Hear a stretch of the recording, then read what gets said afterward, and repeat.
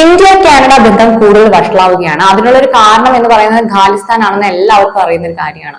ഖലിസ്ഥാൻ തീവ്രവാദത്തെ കാനഡ പ്രോത്സാഹിപ്പിക്കുന്നത് ഇരു രാജ്യങ്ങളുടെയും ഇപ്പോഴുള്ള ബന്ധത്തെ വഷളാക്കിക്കൊണ്ടിരിക്കുകയാണ്. ഇപ്പൊ കുറച്ചു കാലങ്ങളായിട്ട് ഇരു രാജ്യങ്ങളും തമ്മിൽ ചില ഉരസലുകൾ ഉണ്ടായിട്ടുണ്ടെങ്കിലും ഇപ്പോൾ അതിന് കൂടുതൽ ശക്തമായിട്ട് തിരിച്ചടിക്കാൻ വേണ്ടിയിട്ട് ഇന്ത്യ ഒരുങ്ങുകയാണ്. അതിനുള്ളൊരു കാരണം എന്ന് പറയുന്നത് കഴിഞ്ഞ ദിവസം ഉണ്ടായ ഒരു സംഭവമാണ് ഇപ്പൊ ഇന്ത്യയെ ചൊടിപ്പിച്ചിരിക്കുന്നത്. കാരണം എന്താണെന്ന് പറഞ്ഞാൽ കാനഡയിലെ പാർലമെന്റിൽ ഒരു നിമിഷം മൗനം പാലിച്ചുകൊണ്ട് എല്ലാവരും എഴുന്നേറ്റ് നിന്ന് കൊണ്ടൊരു പ്രാർത്ഥന നടത്തി. കാരണം മറ്റൊന്നുമല്ല, ഖലിസ്ഥാൻ തീവ്രവാദിയായ ഹർഷിത് സിംഗ് നിജാറിന്റെ കൊലപാതകം നടന്ന് 1 വർഷം തികയുകയാണ്. അതായത് നിജാറിന്റെ 1ാം ചരമവാർഷികം. അതിനു വേണ്ടിയിട്ടാണ് ഇവരെല്ലാവരും എഴുന്നേറ്റ് നിന്ന് മൗനം ആചരിച്ചത്. ഒരു കൊടും തീവ്രവാദിക്ക് വേണ്ടിയുള്ള ഒരു മൗന പ്രാർത്ഥന. അദ്ദേഹത്തിന്റെ മരണം എല്ലാവർക്കും അറിയാം. കഴിഞ്ഞ വർഷം ജൂൺ 18-നായിരുന്നു കാനഡയിലെ ഒരു ഗുരുദ്വാരയുടെ പുറത്തു വെച്ച് നിജാർ വെടിവെച്ച് മരണപ്പെടുന്നത്. നിജാർ ഒരു ഭീകരവാദിയാണെന്ന് ഇന്ത്യ നേരത്തെ തന്നെ പുറത്തുവിട്ട കാര്യമാണ്. ഇന്ത്യ പുറത്തുവിട്ട ഭീകരരുടെ പട്ടികയിൽ നിജാറിന്റെ പേരുമുണ്ട്. അതുകൊണ്ട് തന്നെ നിജാറിന്റെ മരണവുമായിട്ട് ബന്ധപ്പെട്ട് ഇന്ത്യക്ക് കൈകൾ ഉണ്ടോ എന്നുള്ള വലിയൊരു സംശയം കാനഡയ്ക്ക് നിലനിൽക്കുന്നുണ്ട്. ഇന്ത്യൻ ഏജൻസികളാണ് ഈ ഒരു കൊലപാതകം നടത്തിയതെന്നാണ് കാനഡ ആരോപിച്ച കാര്യം. എന്നാൽ ഇത് ഇന്ത്യ ശക്തമായിട്ട് നിഷേധിച്ചിരിക്കുന്നുണ്ട്. ഇവിടെ കാനഡ ചെയ്യുന്നത് ഇന്ത്യയെ പ്രകോപിക്കുന്ന നിലപാടുകളാണ്. അതിനോട് ബന്ധപ്പെട്ട് കാനഡ നടത്തിയ ഇന്ത്യയെ പ്രകോപിക്കുന്ന പല സന്ദർഭങ്ങളും നമ്മൾ കണ്ടു കഴിഞ്ഞു, നമ്മൾ കണ്ടതാണ്. അതിനുശേഷം ഒരു ഭീകരന് വേണ്ടിയിട്ട് കാനഡ മൗനം ആചരിക്കുന്ന കാഴ്ചകളാണ് ഇപ്പൊ ഇന്ത്യയെ കൂടുതലായിട്ട് ചൊടിപ്പിച്ചിരിക്കുന്ന കാര്യം. ഇന്ത്യയെ ചൊടിപ്പിക്കുന്ന കാനഡയുടെ ഈ നീക്കങ്ങളെ ഇന്ത്യ ശക്തമായിട്ട് തിരിച്ചടിക്കാൻ തന്നെ ഒരുങ്ങുകയാണ്.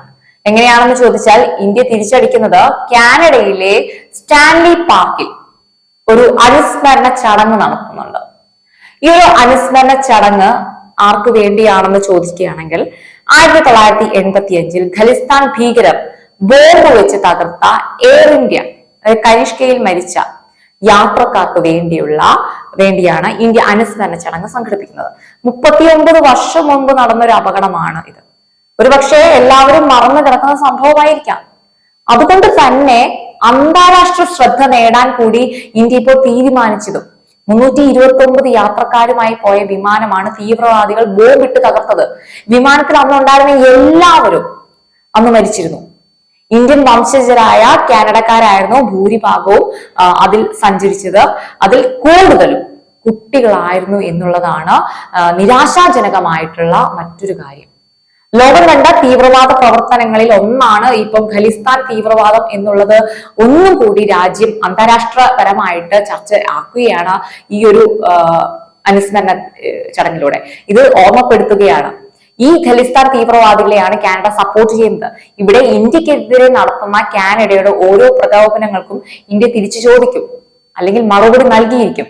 കാനഡ വളർത്തുന്നത് എന്താണ്? തീവ്രവാദത്തെയാണ്. വിഘടനവാദികളെ അനുകൂലിക്കുന്ന കാനഡയുടെ പ്രവൃത്തിയെ ശക്തമായി തന്നെ പ്രതികരിക്കണം. അത് ഇന്ത്യ പ്രതികരിക്കുക തന്നെ ചെയ്യും.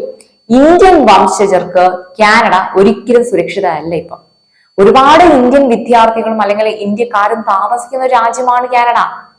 അവരുടെ സുരക്ഷിതത്വം ഇന്ത്യക്ക് വളരെ വലുതായിട്ടുള്ള ഒന്നാണ്.